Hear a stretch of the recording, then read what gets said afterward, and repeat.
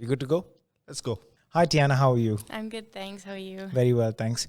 Thanks for coming on the show. I wanted to ask, you are a student? Yep. You are doing university? Yes, I'm in university currently. Nice. And over here in UAE, you are working. Yes, that's correct. An opportunity provided by the university. Partly, yep.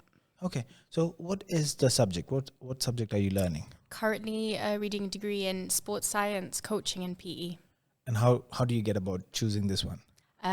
So I went through a process to get my university, and I'd always had a love for coaching, sports, and I found this one which literally targeted the three main aspects that I wanted to look into, which was sports science, coaching and PE. So this works for you. This is your passion and you are learning about it. yeah. Okay. So tell me your journey then into this. I know you're very young, but whatever, how it started, how did it all go about? Where are you from? So I'm from Gibraltar, so quite far away from here, from the UAE. Mm-hmm. And back home, everyone sort of goes to university in the UK, or elsewhere around the world. So from a young age, I always knew I wanted to go to university and study something that I just loved doing. Had very supportive parents pushing me to do something that I knew that was just going to be exciting for me to learn. Mm-hmm. And you know, later on in school, I started to have this clear aspect of where I wanted to go into, and which was sports. Started looking for universities, and found the one that I liked the most. Right. Yeah. And then how long did you study in the UK? So I've currently been there for 2 years. Mm-hmm. This year that I'm currently working is like a placement year, so it's a gap year kind of thing. Right. That means university is really good at, you know, promoting this for all students. Mm-hmm. They love the idea of, you know, going out there, getting the experience in what you want to be doing in a job, or just gain experience from. And then next year I'm returning to complete my university degree. Okay, that's nice. So from what I understand, you've been studying the course that you love. That's sports, PE, and remind me again. Sports science, Sports coaching, science, coaching. and Apologies. PE. No, it's fine. Okay, so you've done that for 2 years, Yes. and you've taken a gap year. This is a placement year where you get to experience the same field that you are learning in another country. Yes.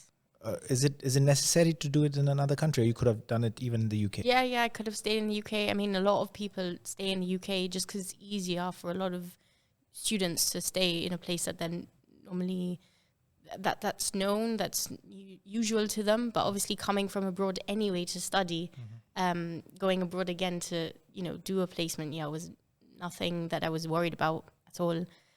I didn't think I was going to go to UAE, but that was like another decision that I had to take in itself, which was one of the best decisions I've ever made. Right. Curiosity kills the cat, but I'll still get curious. Are you getting paid for this? I am, yeah. Okay. Luckily, yeah. I think situation would have been a bit different if I wasn't, you know, offered the job with a slight pay. Maybe it would have altered my decision making a little bit more. So would you say this is like a stipend? So not a salary per se, but something to get your expenses going? Yeah, exactly. Okay, so that helps, and that's why you chose this one. Exactly, yes. I mean, at the end of the day, and speaking to my family about it, it was very much more of a experience thing rather than, you know, saving money, if that makes sense. Of like course. a lot of people, you know, they will do their job, they will do the summer job, and a lot of them just do it for the money. I'm not doing it for the money. Right. I'm here for experience. And, you know, that was my main priority. And the money helps. Obviously, the money helps. So you said you're going to go back. Would you like to return to the UAE and look for options here as job options, opportunities? I think, I mean, I never thought I would come to the UAE, even for holiday. I'd never really thought about coming here. It just isn't a place that I'd, you know, had my mind set on going to.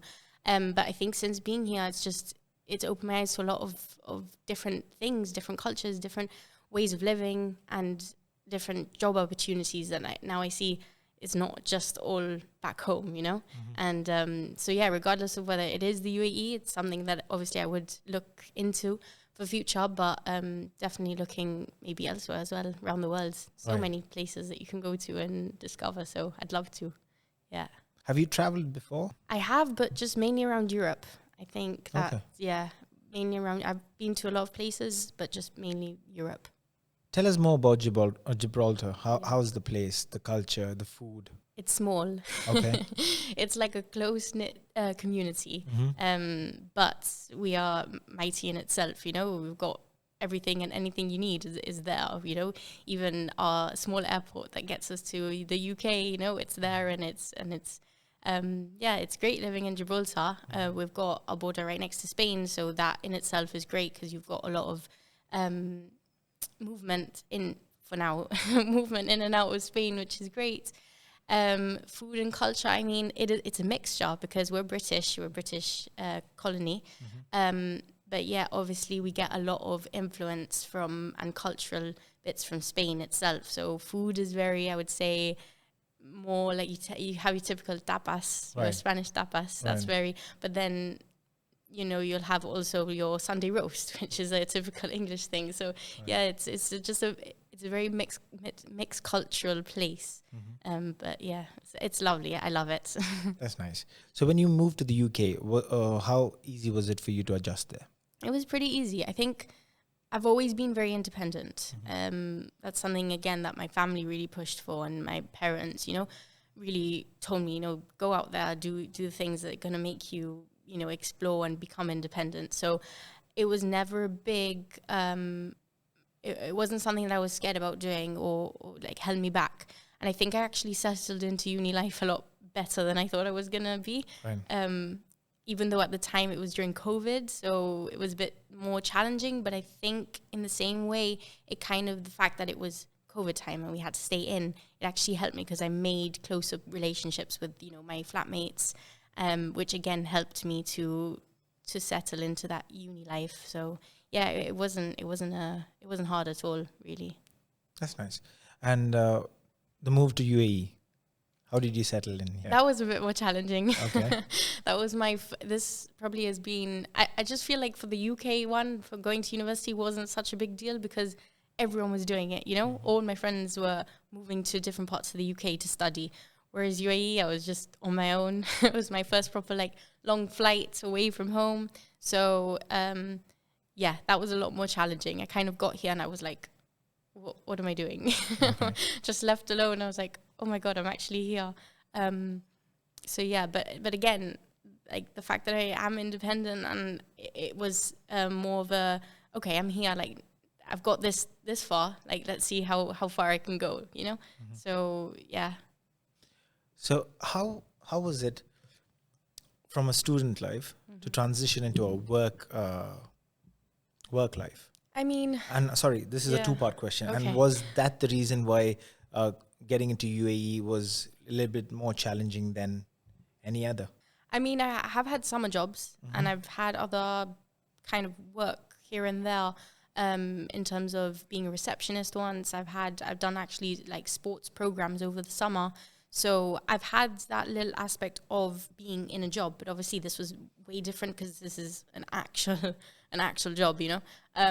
So yeah, I guess it was quite a big transition from going from, you know, studying, going to lectures, having to write assignments, having to prepare for exams, to all of a sudden like, okay, now I'm living by myself, working in a job full time without have to study or anything. So yeah, it was quite it was a big shift in mentality. I think that was the challenge, but I mean, I'm loving it now, so it's definitely not a problem.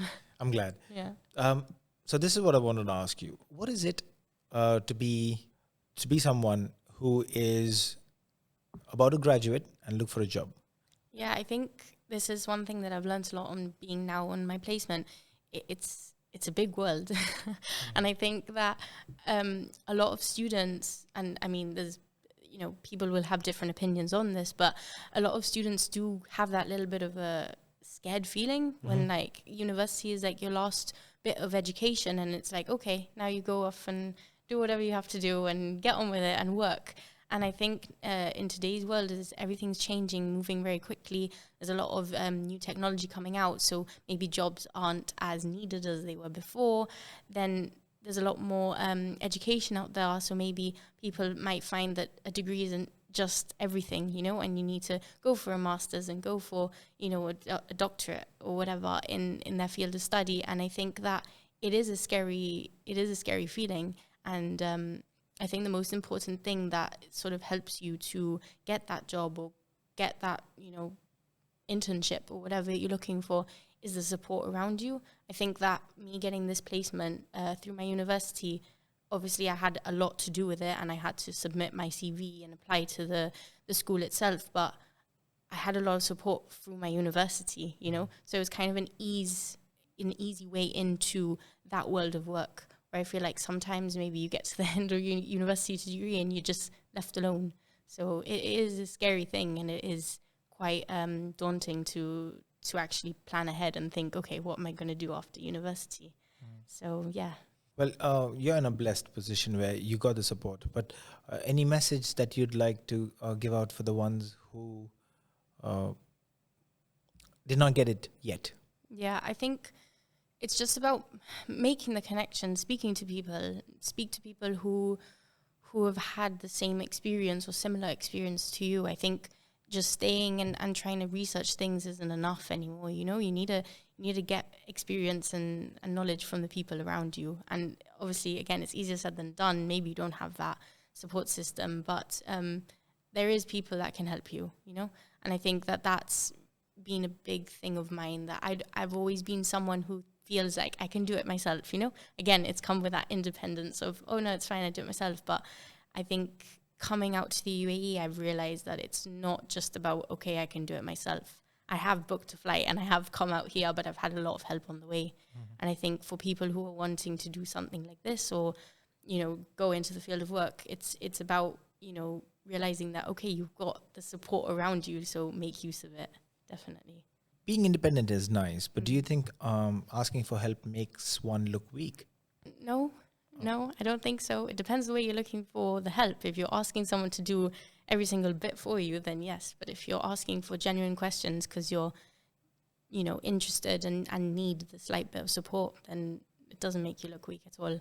I think it makes you, I think opposite. I think it makes you look, you know, more resilient, more strong in that manner, that you want to find out, you want to, you know, progress.